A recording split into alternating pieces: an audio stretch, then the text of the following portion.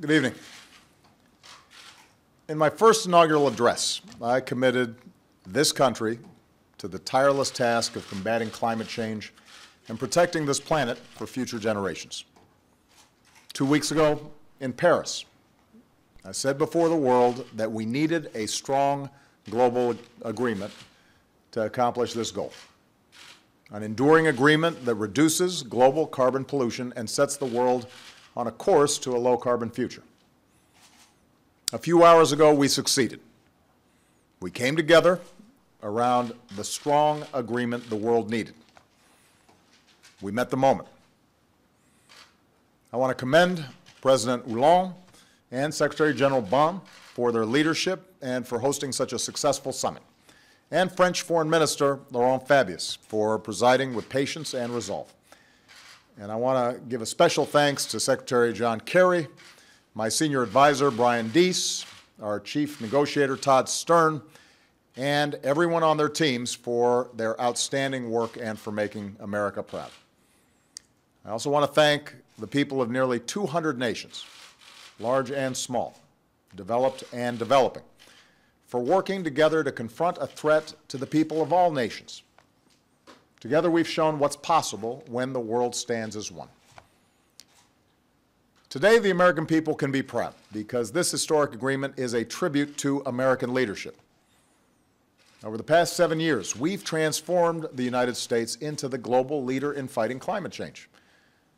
In 2009, we helped salvage a chaotic Copenhagen Summit and establish the principle that all countries had a role to play in combating climate change. We then led by example with historic investments in growing industries like wind and solar, creating a new and steady stream of middle-class jobs. We've set the first ever nationwide standards to limit the amount of carbon pollution power plants can dump into the air our children breathe.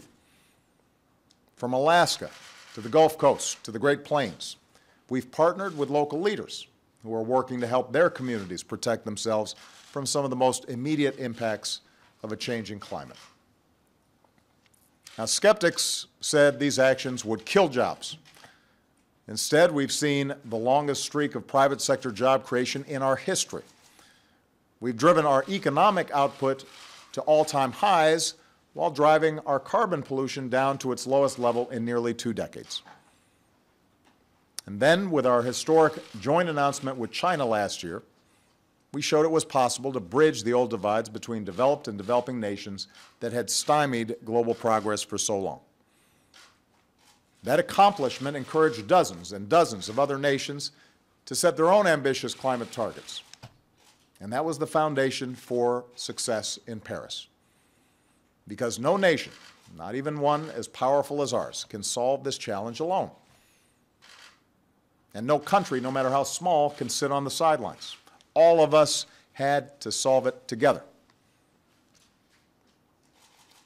Now, no agreement is perfect, including this one. Negotiations that involve nearly 200 nations are always challenging. Even if all the initial targets set in Paris are met, we'll only be part of the way there when it comes to reducing carbon from the atmosphere. So we cannot be complacent because of today's agreement. The problem's not solved because of this accord. But make no mistake, the Paris Agreement establishes the enduring framework the world needs to solve the climate crisis. It creates the mechanism, the architecture, for us to continually tackle this problem in an effective way. This agreement is ambitious, with every nation setting and committing to their own specific targets, even as we take into account differences among nations. We'll have a strong system of transparency, including periodic reviews and independent assessments, to help hold every country accountable for meeting its commitments. As technology advances, this agreement allows progress to pave the way for even more ambitious targets over time. And we have secured a broader commitment to support the most vulnerable countries as they pursue cleaner economic growth.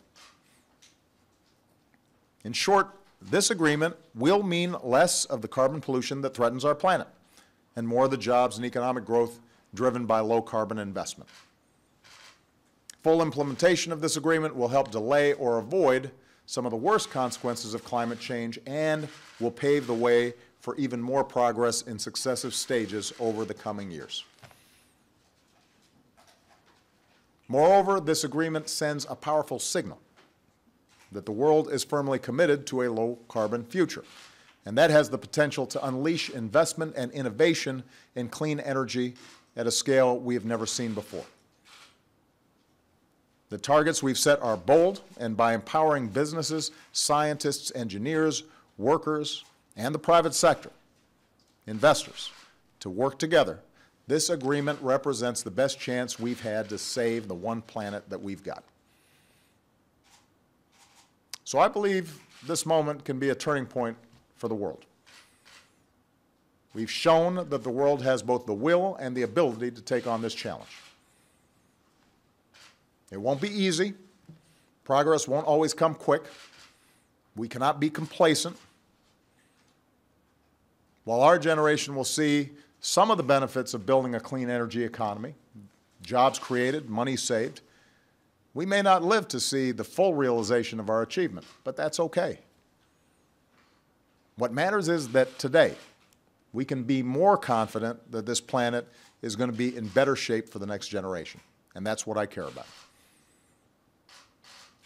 I imagine taking my grandkids, if I'm lucky enough to have some, to the park someday and holding their hands and hearing their laughter and watching a quiet sunset, all the while knowing that our work today prevented an alternate future that could have been grim. That our work here and now gave future generations cleaner air and cleaner water and a more sustainable planet. And what could be more important than that?